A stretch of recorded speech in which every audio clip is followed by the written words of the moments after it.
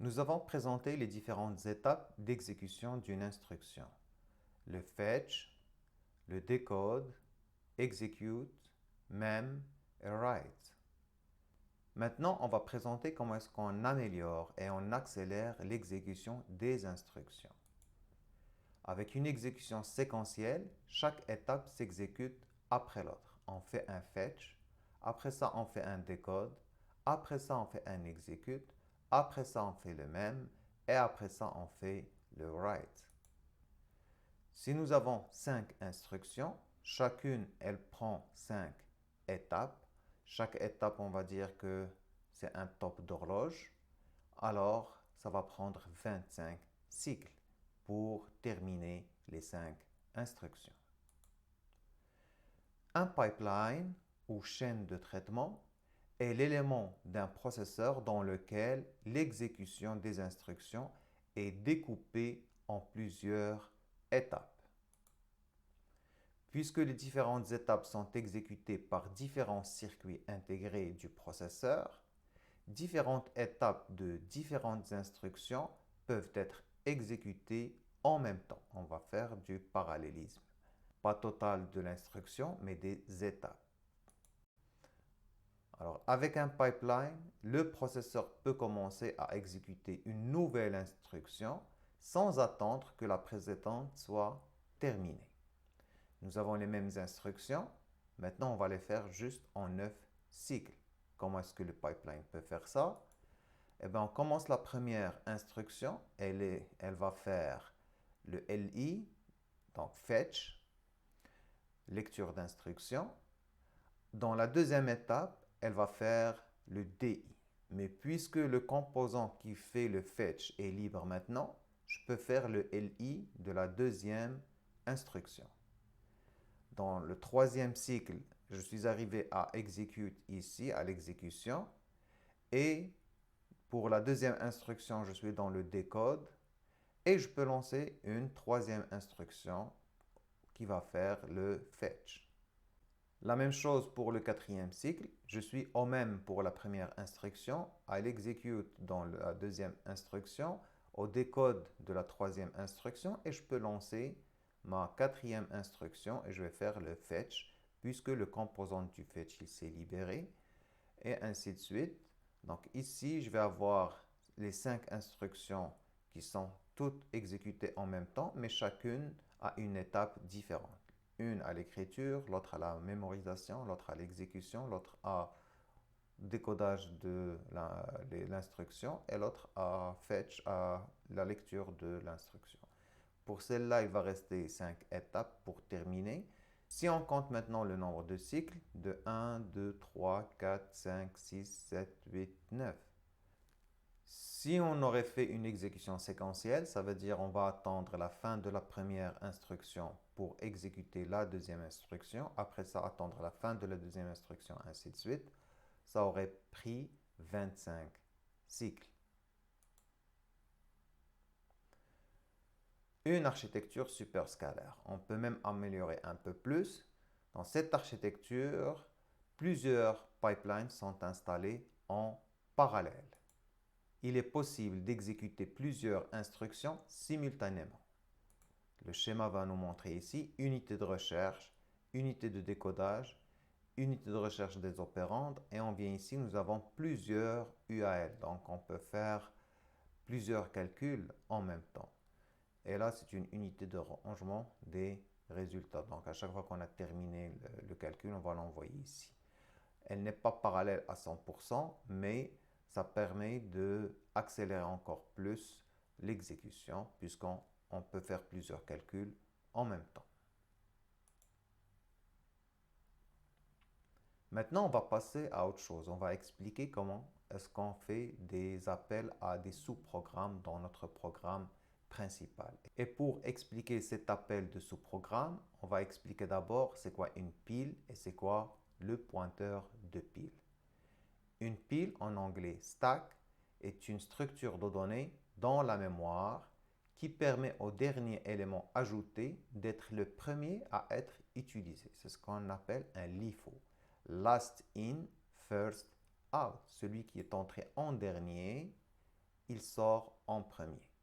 C'est ça une pile. Donc j'ai pris lui en premier, j'ai pris lui en deuxième, lui en troisième, lui en quatrième, lui en cinquième, lui en sixième. Et à chaque fois que je veux prendre, je prends toujours du top. Donc si je veux prendre, je vais prendre lui. C'est ça une pile. La pile permet deux opérations. Le push pour ajouter un élément au top de pile, c'est ce qu'on appelle empiler. Donc à chaque fois que j'ajoute au top de pile. Et le pop pour retourner et supprimer l'élément au top de pile. C'est ce qu'on appelle dépiler. Ça veut dire que tu récupères la valeur au sommet de la pile et en même temps tu l'enlèves d'ici. Le registre pointeur de pile contient toujours l'adresse du top de pile, le sommet de pile qu'on avait montré. Il s'incrémente lors d'un push et se décrémente lors d'un pop. Le pointeur de pile va pointer au sommet de la pile. Si on fait un push, on va ajouter encore ici une information. Donc lui, il va pointer sur la nouvelle information, sur le nouveau sommet de la pile.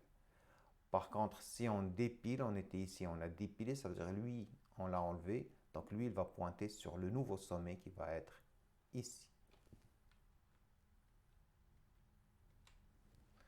À l'aide d'une pile et le pointeur de pile, le processeur gère les opérations internes d'un programme, appel de fonction, les adresses de retour, les paramètres passés, etc. Un programme est exécuté séquentiellement, une instruction après l'autre.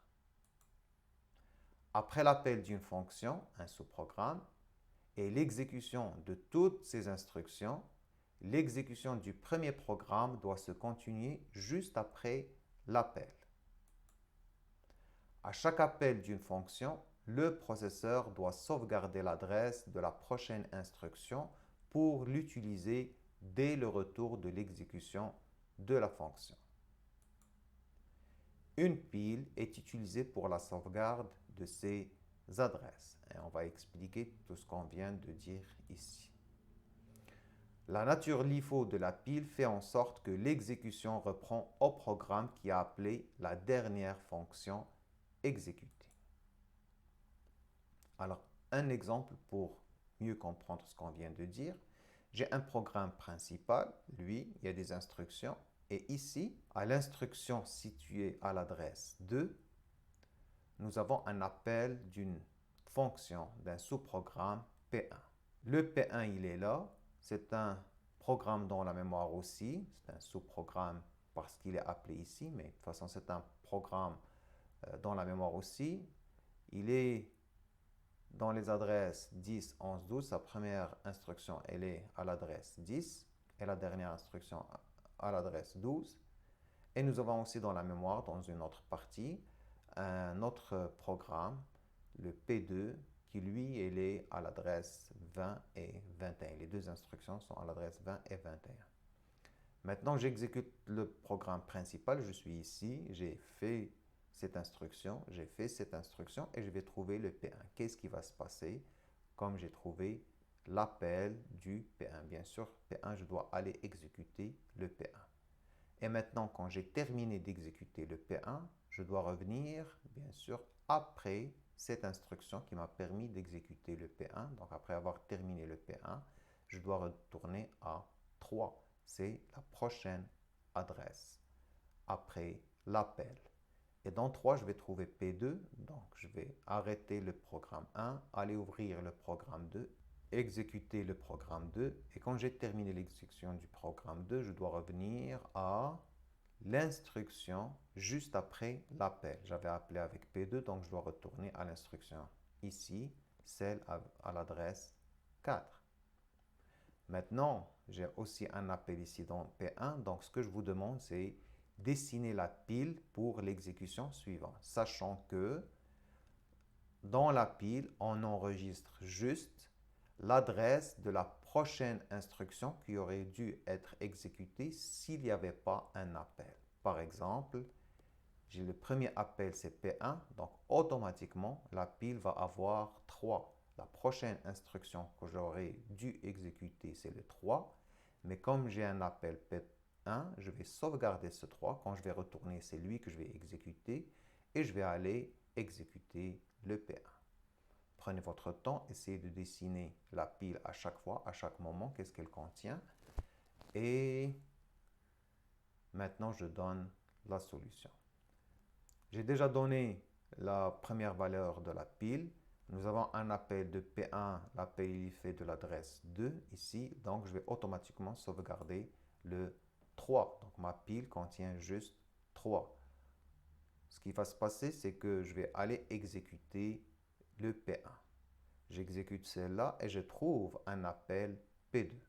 Donc, je vais ajouter à la pile l'adresse de la prochaine instruction qui aurait dû être exécutée s'il n'y avait pas l'appel. Donc, ce qui va faire que le retour de P2, je vais exécuter cette instruction. Alors, je vais ajouter l'adresse de la prochaine instruction, c'est 12. Ma pile va contenir 3 qu'il y avait dans la pile et je vais ajouter 12 à la pile. Puisque j'ai appelé P2, je vais aller exécuter P2. J'exécute la première instruction, la deuxième, il n'y a pas d'appel, donc j'ai terminé le P2. Qu'est-ce qui se passe? Maintenant que j'ai terminé le P2, je vais demander à la pile, où est-ce que je dois aller? Où est-ce que je dois poursuivre l'exécution? Donc je vais prendre le sommet de la pile, je vais dépiler, je vais avoir la valeur tout en haut de la pile, la dernière que j'ai ajoutée, et cette valeur c'est le 12. Je vais dépiler 12, elle n'est plus dans la pile, et 12, je suis ici, je vais exécuter cette instruction. Vous venez de voir, j'ai terminé l'exécution de P2, et automatiquement, je suis à l'instruction juste après P2. J'exécute, j'ai terminé le P1, et je vais demander à la pile où est-ce que je dois y aller. Elle va dépiler, je vais prendre le 3, ma pile va devenir vide, et le 3, c'est ici. Je vais exécuter cette instruction. L'instruction, elle dit P2, appel du sous-programme P2. J'ai un appel, je prends automatiquement l'adresse de la prochaine instruction. Ma pile va contenir, je vais empiler 4. Je vais venir exécuter P2, première instruction, deuxième instruction, P2 est terminé. Je vais demander à la pile où est-ce que je dois y aller. Je vais dépiler, ma pile va être vide et je vais revenir ici au 4. Je vais exécuter cette instruction et j'ai terminé mon programme principal. Exercice, un tout petit peu plus compliqué, mais c'est le même principe. J'ai un programme principal, j'ai un programme P1 et j'ai un programme P2. Ce sont des sous-programmes. Alors, comme tout à l'heure, l'appel de P1, l'appel de P2, mais ici, quand j'arrive à P1, un entier A qui est au début égal à 9, je vais le décrémenter. A moins moins, ça veut dire A devient 9 moins 1. A moins moins, c'est A égale à A moins 1. Ça veut dire A, il y avait 9, maintenant il va y avoir 8. Et après ça, je vais appeler P2. À P2 aussi, je vais encore décrémenter A. Ça va être maintenant 7. Et là, c'est une condition. Si A est supérieur à 4, je vais faire A moins moins encore et je vais faire P2. Sinon, s'il n'est pas supérieur à 4, là, je vais faire cette instruction et j'ai terminé le P2. Avec ce que je viens d'expliquer, cette partie ici, si A est supérieur à 4, je fais les deux qui sont dans le si. S'il n'est pas supérieur à 4, je ne fais pas les deux et je fais ça, les 3 points, et je termine. Le P2, et là, je dois demander à la pile qu'est-ce que je dois faire après. Alors, essayez d'avoir la pile. C'est un tout petit peu plus compliqué. Prenez votre temps et je vais donner la solution tout de suite. Alors, je donne la solution. C'est comme tout à l'heure, je commence par le programme principal et le premier appel que j'ai, je vais continuer à exécuter les instructions jusqu'à ce que j'ai le premier appel de sous-programme. Ici, j'ai un appel de sous-programme. Automatiquement, je vais prendre l'adresse de la prochaine instruction. La prochaine instruction, c'est celle-là. Son adresse, c'est 3. Donc, je dois avoir 3 dans ma pile. Je vais faire un push pour le 3. Comme j'ai fait l'appel à P1, j'arrête l'exécution de ce programme et maintenant j'exécute ce programme-là.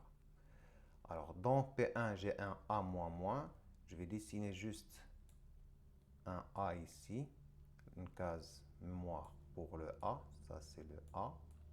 Au début c'était 9, A moins moins, donc le A contient 8.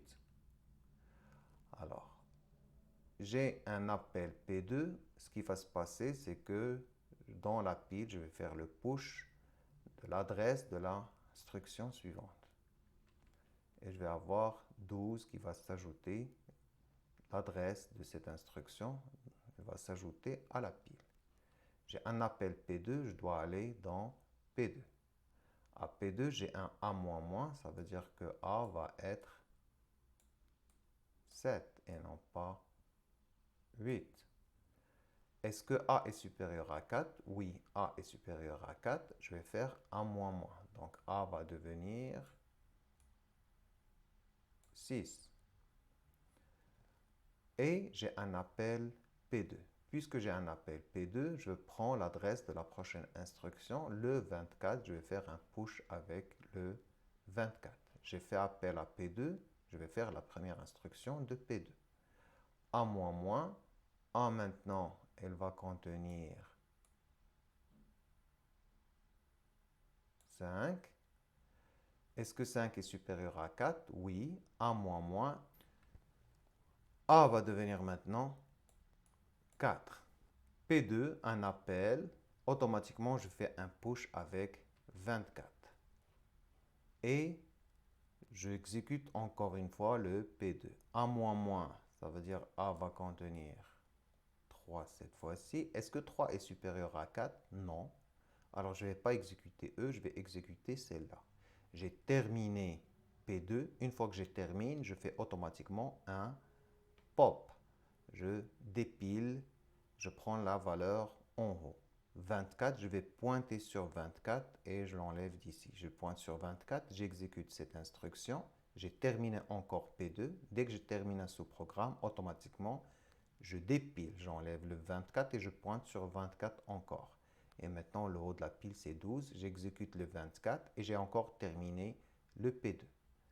Comme j'ai terminé le P2, automatiquement, je dépile. Je dépile, va rester 3, mais je pointe cette fois-ci sur 12. 12, A égale à A plus 3. Le A est égal à maintenant à 6. J'ai terminé le P1. Alors, je dépile. Le 3 va être dépilé, donc il ne reste rien dans la pile et je suis sur le 3. Je pointe sur le 3. J'ai un appel P2. Automatiquement, comme j'ai un appel, je prends l'adresse de la prochaine instruction qui est 4. Et puisque j'ai appelé le P2, je suis encore sur le P2. A-, ça veut dire que le A va contenir 5.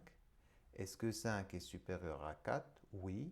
A-, ça veut dire que le A va contenir 4. P2, j'appelle encore P2, donc je dois prendre 24. Je vais faire un push du 24.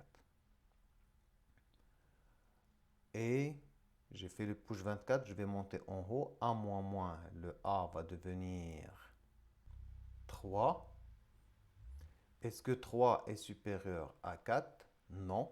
Donc, je ne vais pas entrer ici. Je vais faire cette instruction et j'ai terminé le P2. Je dépile. Il va rester 4. Je vais faire cette instruction et j'ai terminé le P2. Je dépile. Il va rester plus rien dans la pile et je pointe sur cette instruction, je l'exécute, j'ai terminé le programme. Quand j'ai terminé le programme principal, bien sûr, ma pile doit être vide. Et on vient de répondre à l'exercice. Maintenant, on passe à une autre notion qui est la notion d'interruption. Une interruption permet d'arrêter l'exécution du programme en cours afin d'exécuter une tâche jugée plus urgente.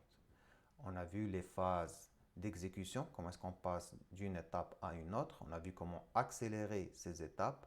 On a vu comment est-ce qu'on saute d'un programme à un sous-programme et comment est-ce qu'on revient là où on doit revenir à la prochaine instruction. Et maintenant, qu'est-ce qui se passe s'il y a quelque chose de plus urgent à faire? C'est ce qu'on appelle des interruptions.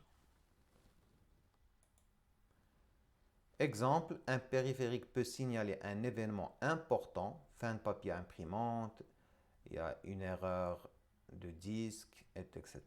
Au processeur qui, s'il accepte cette interruption, il va exécuter un programme de service d'interruption traitant l'événement. Le processeur est en train de faire quelque chose, exécuter un programme. Quand il reçoit une interruption, il peut décider s'il doit la traiter en urgence. Il arrête son exécution, il arrête le programme en cours d'exécution et il lance un programme qui gère ce type d'interruption. À la fin du programme d'interruption, le programme interrompu reprend son exécution normale.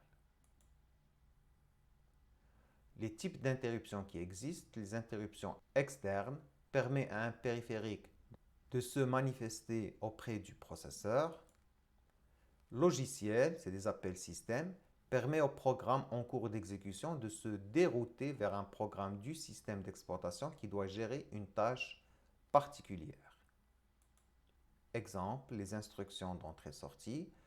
Sur Word, je ne vais pas programmer qu'est-ce qui va y arriver quand quelqu'un tape quelque chose sur le clavier. Ce n'est pas moi qui va le gérer, c'est le système d'exploitation automatiquement qui doit aller chercher l'information. Moi, je traite l'information quand je la reçois. Je n'ai pas besoin de programmer dans chaque logiciel qu'est-ce qui se passe quand on tape sur le clavier, comment est-ce qu'on va récupérer l'information. On l'a fait une seule fois sur le système d'exploitation. Et à chaque fois que j'ai besoin de cette fonctionnalité, j'arrête le programme de Word et je dis au système d'exploitation, je lui donne la main, donc je lève une interruption d'entrée-sortie pour lui dire « Cherche-moi ce qui vient d'être tapé au clavier ». Interne du processeur lui-même pour traiter des événements exceptionnels de type division par zéro, un dépassement lors d'un calcul, etc. Alors, un scénario de gestion des interruptions. Sur la seule ligne d'interruption qui existe, un périphérique émet un signal INTR, interruption. Le processeur accuse la réception de la demande d'interruption en répondant avec un signal INTA pour dire voilà, j'ai entendu l'interruption et se met à l'écoute du bus de communication. C'est sur le bus de communication qu'on va envoyer le type d'interruption. Sur le bus de communication, le périphérique envoie la nature de l'interruption. Grâce au vecteur d'interruption, le processeur trouve l'adresse du programme d'interruption adéquat qui permet de gérer cette interruption. On voit maintenant le vecteur d'interruption ici. Le numéro de l'interruption, 0, 4, 8, 9, etc. Et qu'est-ce que ça signifie? Le 0, c'est une division par 0. Le 4, c'est un débordement. Le 8, il y a problème d'horloge, ainsi de suite. Et quand il reçoit le 0 par exemple, automatiquement, il arrête l'exécution et il exécute le 0001. Ça, c'est une adresse mémoire dans laquelle est situé le programme qui permet de gérer ce type d'interruption, la division par 0. Et si c'est un E, ça veut dire qu'il y a un problème de disquette, je vais lancer le programme situé au 0009. Et ainsi de suite. C'est comme ça qu'on gère les interruptions. Le processeur sauvegarde le contexte matériel d'exécution du programme en cours, surtout le compteur ordinal, le CO. J'étais où dans mon exécution pour la reprise de l'exécution après la gestion de l'interruption. Mais ce n'est pas juste le CO. On va voir par la suite, c'est toutes les informations qu'on avait par rapport à l'exécution de ce programme. Le CO est chargé avec l'adresse du programme d'interruption pour exécuter ce programme. Après la dernière instruction du programme d'interruption, le contexte matériel d'exécution du programme interrompu est rechargé pour continuer son exécution.